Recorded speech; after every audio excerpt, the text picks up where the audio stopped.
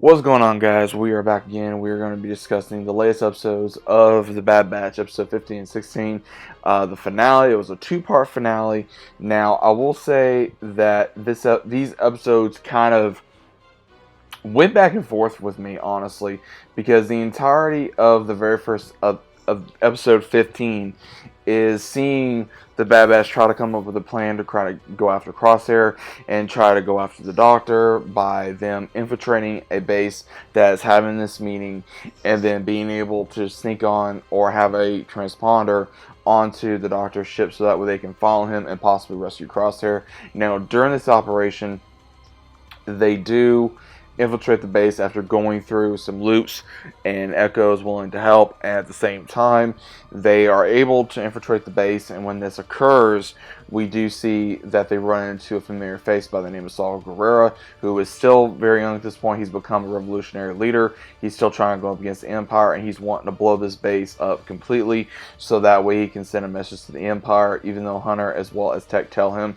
that just by doing that, they'll replace their ranks at some point, because Tarkin as well as the Doctor, among others, are having a conversation about the clones, is what exactly is the Doctor's work, and he starts going into a little bit of what he's doing because he's been having clones, and they're worried about people know about the clones because of everyone trying to fight for their rights. This is going to cause an issue. So during this, Tarkin does have everyone settle down. He says we are completely safe. So we all know that Tarkin's not going to die. He doesn't die until episode 4, during when the Star Destroyer is blown up, right? So until it's blown up in episode 4, then we all know he's going to be able to live. So what's really crazy about this is at the very end, when they're trying to escape because they're unable to do anything, we do see that the Bad Batch do get stuck on a rail car, and they start trying to fight for their lives, and then Tech does say, he says this is going to be a problem.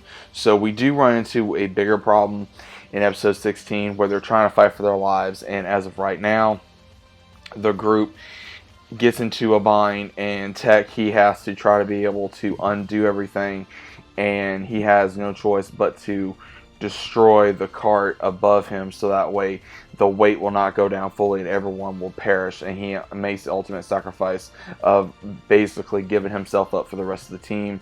And he even tells Wrecker, even Wrecker tells him, Tech, don't you do it. He says, since when did we ever follow orders? And then he does apparently die, and then the rest of the crew have their railing car that goes smash into the wall, and Wrecker has to pick up Omega because Omega is completely disoriented. She doesn't know what's going on. They're able to try to save her. They bring her back all the way to Sid's place, which was a very wrong thing to do.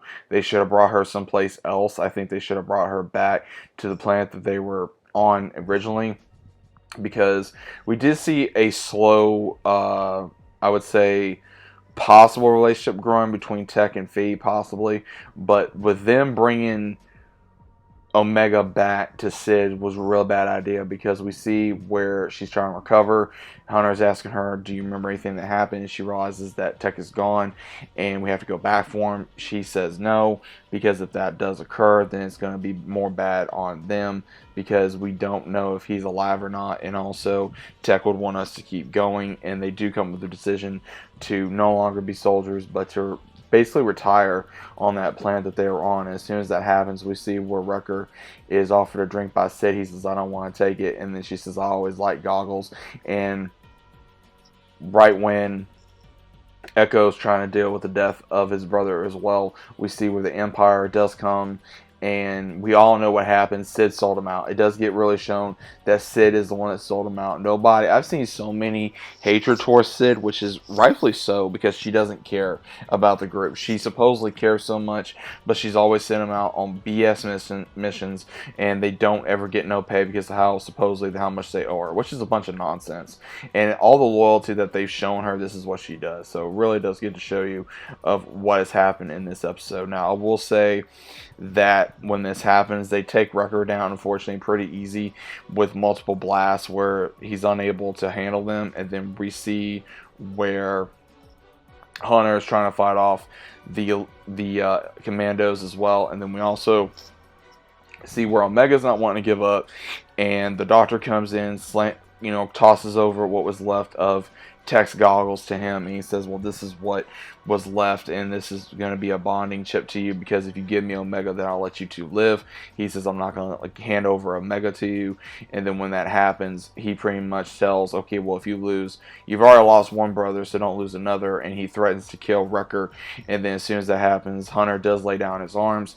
They do become prisoner, but then Omega does try to save them and has one of the droids to go after Echo to try to find him for help. But unfortunately, she gets taken as well from trying to distract them. And then we see where Echo is unable to save them. Only one he's able to save is Wrecker and Hunter, and they try to go after the ship as well. They do not catch it in time, so they do go on the Marauder, and they have to now find Omega wherever she's being located, because they now have no idea where she's at. And at the very end of the episode, she's brought to Malkatana, and what we see is she is shown the clone that she, not the clone, but the Commandonian doctor that she became very close to, and the doctor basically tells the Commandonian doctor, hey, if you don't do what we want, then we're going to take it out on Omega.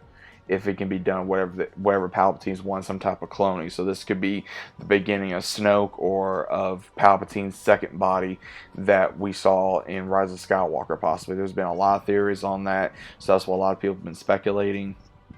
And we even see where she does find Crosshair in the episode as well, and she tries to wake him up. Unfortunately, he's completely knocked out. We don't know if he's fully comatose or he's somewhat coherent, but then the doctor that was kind of looking over him, she even tells him that, you know, that the doctor did not like him very much if he was going to do what he wanted. Then we see where she says she wants to speak to Lama Su, and she says, well, I'm surprised that you want to do that, even though that you should talk to me first. And she says, why would I do that? And she says, because Omega were sisters. So I did have a feeling that this woman did sound very much like Omega, as well as also that she kind of looked like her. So I did have my suspicions that this was a clone, but I'm guessing that this was the first prototype, I would say, of a female clone. So it kind of makes me wonder who is the original donor, so to speak. So like how Jango Fett is the original cloner for all the clones, so who is the original donor to the female? Now, it also makes me wonder, why is Omega so much more special than this particular clone?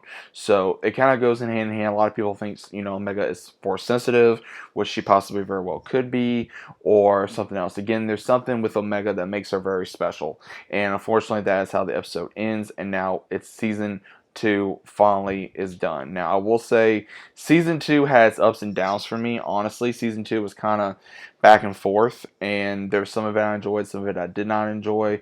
We got to see pretty much the rise of the clones in a way, because they're getting tired of being treated like they are with the Empire. And then also at the same time, we're getting shown on, you know, them trying to fight back. They're trying to fight against the clones. The clones are trying to fight against the Empire and try to, you know, have their rights. But what do I think is going to happen in season 3? Which again, we should get one. Is the, you know, Hunter, Wrecker, and Echo are going to try to find Omega by any means necessary. They're probably going to enlist Rest to help them out. They might try to get revenge on Sid.